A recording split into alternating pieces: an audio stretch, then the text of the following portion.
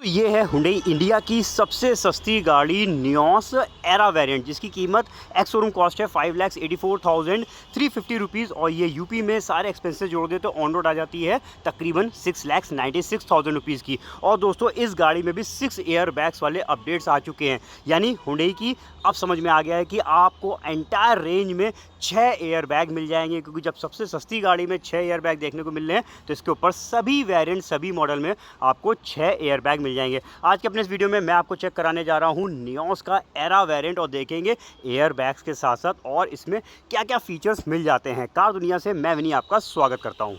पहले चेक करते हैं इस गाड़ी की कीज़। तो ये देखिए, ये आपको मिलेगी इसमें एक तो रिमोट सेंटर लॉकिंग वाली की है और दूसरी मैनुअल की दे रखी है। रिमोट की पे लॉक अनलॉक बूट ओपनर का बटन है और कुछ इस तरीके की आपको फ्लिप की देखने को मिलती है। चलिए बात करते हैं इस गाड़ी के एक्सटीरियर प्रोफाइल की। तो ये पर्टिकुलर कलर मैं आपको टाइटन ग्रे में चेक करा रहा हूँ। तो देखिए ये है बिल्कुल बेसिक वेरिएंट। इसकी जो ग्रिल है वो इसके अपर मैग्ना वेरिएंट से थोड़ी सी अलग दिखती है, क्योंकि यहाँ पे देखें तो कोई भी ग्लॉसी फिनिश की ग्रिल को यूज़ नहीं किया गया है। ये मैट फिनिश या फिर रफ फिनिश की हम इसको ग्रिल को कह सकते हैं। इसके अलावा दोस्तों ये वाला वेरिएंट जो है वो DRL लाइट्स को भी कवर नहीं करता है। बाकी हेडलैम्प्स नॉर्मल है, हालोजन रिफ्लेक्टर्स दिए हुए हैं। तो यहाँ पे फ्रंट के बाद चलिए चलते इस गाड़ी के साइड को चेक करा देते हैं। और साइड में सबसे पहले बात कर लेते हैं इस गाड़ी के।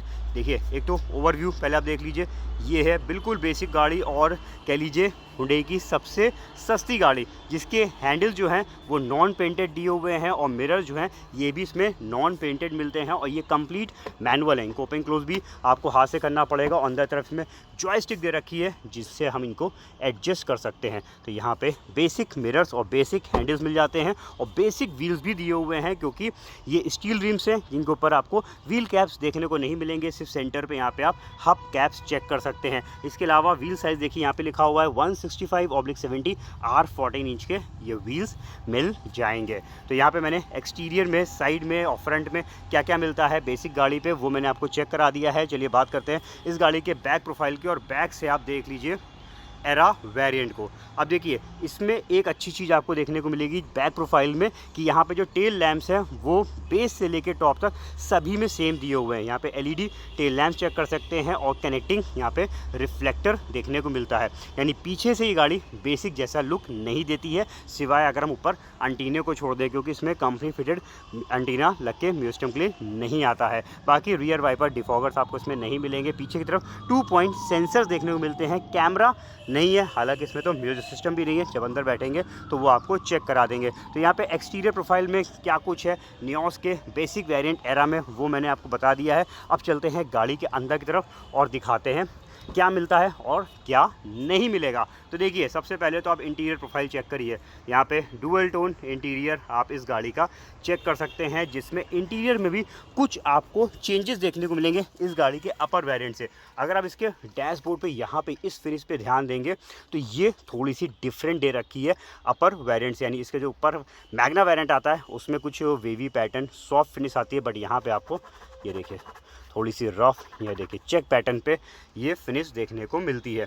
इसके अलावा और चीज़ें बात करते हैं तो देखिए म्यूज़िक सिस्टम भी इस गाड़ी में कंपनी फिटेड नहीं दिया हुआ है, तो ये आपको इसमें अलग से परचेज़ करके लगवाना पड़ेगा। इवन स्पीकर भी दोस्तों इसमें नहीं आते हैं, तो हर डोर पे स्पेस छोड़ रखी है स्पीकर्स को लगवाने के लिए। तो ये दो तो देखिए डिज़ाइन तो सबकी अपनी चॉइस है, हालांकि ये भी बुरी नहीं लगती है, लेकिन सिस्टम वाली कमी ज़रूर आपको इस गाड़ी पर मिलेगी।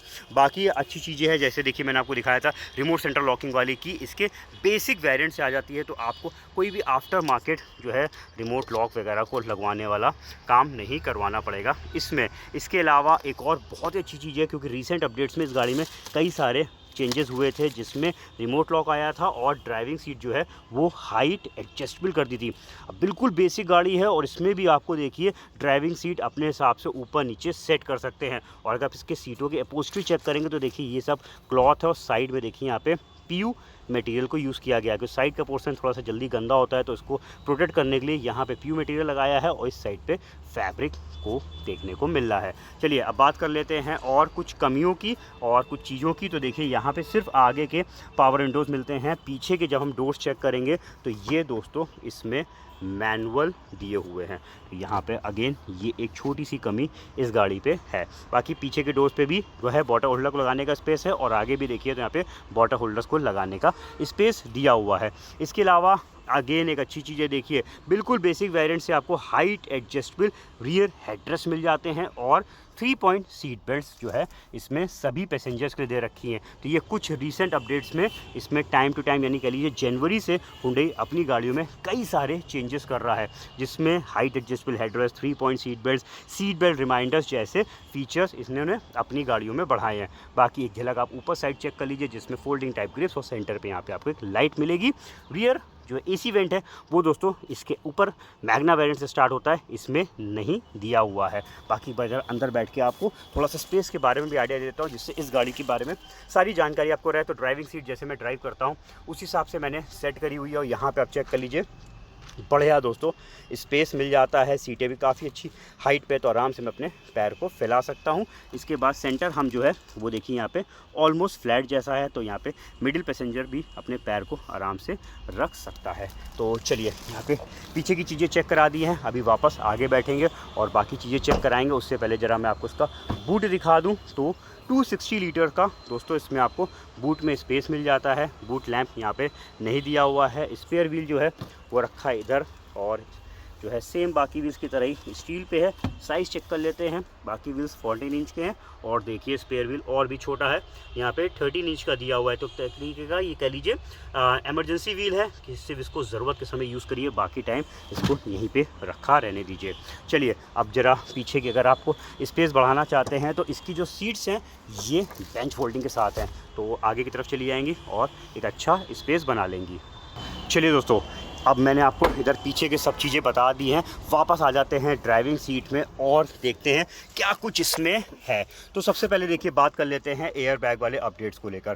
देखिए इस गाड़ी में जब जनवरी 2023 में फेसलिफ्ट होकर आया तो 4 एयर बैग्स को स्टैंडर्ड किया। एक एयर बैग यहाँ स्टीयरिंग पे, दूसरा एयर बैग फ्रंट पैसेंजर के सामने यहाँ पे प्लेस था।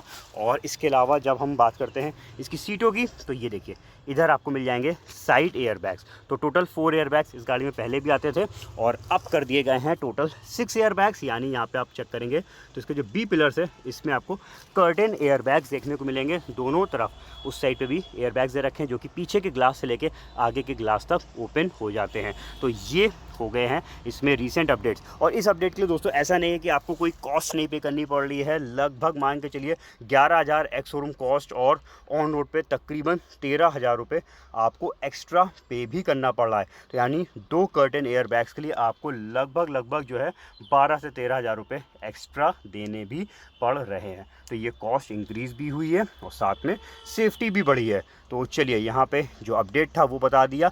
अब क्या क्या फ़ीचर्स हैं वो भी बता देता हूँ। तो देखिए स्टीयरिंग इस गाड़ी का हालांकि नॉन एडजस्टेबल है, तो यहाँ पे ऊपर नीचे इसको आप सेट नहीं कर पाएंगे।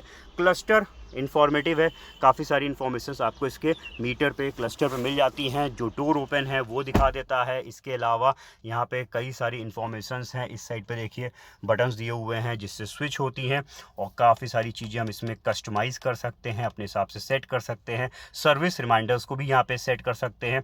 इसके बाद यहाँ पे देख लीजिए और भी काफ़ी सारी चीज़ें ये शो कर रहा है इसका MID। अब दोस्तों एक और चीज़ बता देता हूँ, क्योंकि देखिए 6 एयर बैग वाला अपडेट तो आया है, लेकिन इस गाड़ी पे electronic stability control, vehicle stability management, हिल असिस्ट कंट्रोल जैसे फीचर्स अभी भी इसमें नहीं आए हैं।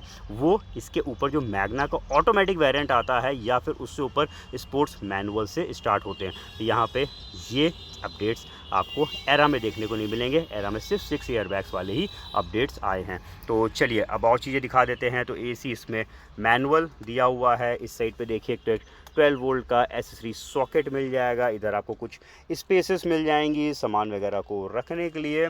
ऊपर साइड जिसका मिरर है ये नॉर्मल है, डे नाइट फीचर आपको इसमें नहीं मिलेगा। और सनवाइजर्स के बैक साइड पे चेक करेंगे तो वैनिटी मिरर नहीं है। ड्राइविंग साइड पे सिर्फ दिया हुआ है टिकट होल्डर, और बॉक्स जो है वो नॉन कूलिंग फीचर के साथ दोस्तों इसमें आता है। तो ये होगा दोस्तों इस गाड़ी के सारे फीचर्स, मैंने सब कुछ बता दिया क्या आता है और क्या क्या इस गाड़ी में कमियां हैं।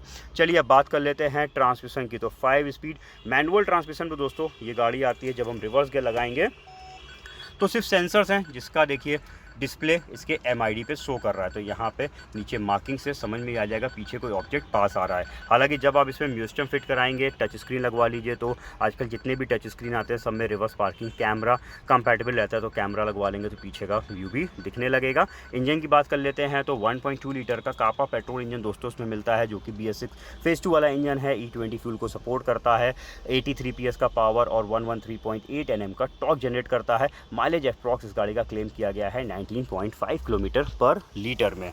तो दोस्तों मैंने आपको नियोस एरा हुंडई इंडिया की सबसे सस्ती गाड़ी चेक करा दी है, जिसमें 6 एयर बैग्स लगे हुए हैं। तो मेजर सेफ्टी अपडेट दोस्तों इस गाड़ी में है। बाकी टाइम टू टाइम इस गाड़ी में कई सारे चेंजेस होते रहे, height adjustable driving seat, advance cluster, remote centre locking जैसे फीचर्स इसमें ऑलरेडी पहले ही बढ़ा दिए गए थे। कैसी लगी नियोस एरा वेरिएंट हमें ज़रूर बताइएगा। रेगुलर बेसिस में दोस्तों मैं आपके सामने अपडेट्स लाता रहता हूँ, तो आपने अगर अभी तक कार दुनिया चैनल को सब्सक्राइब नहीं किया तो फटाफट सब्सक्राइब करिए, जिससे आने वाले वीडियोज़ के नोटिफिकेशन आपको मिले, साथ में हमें सपोर्ट भी मिल जाए। जल्दी मिलते हैं नए रिव्यू के साथ, तब तक के लिए अपना रखिए ख्याल। Thank you.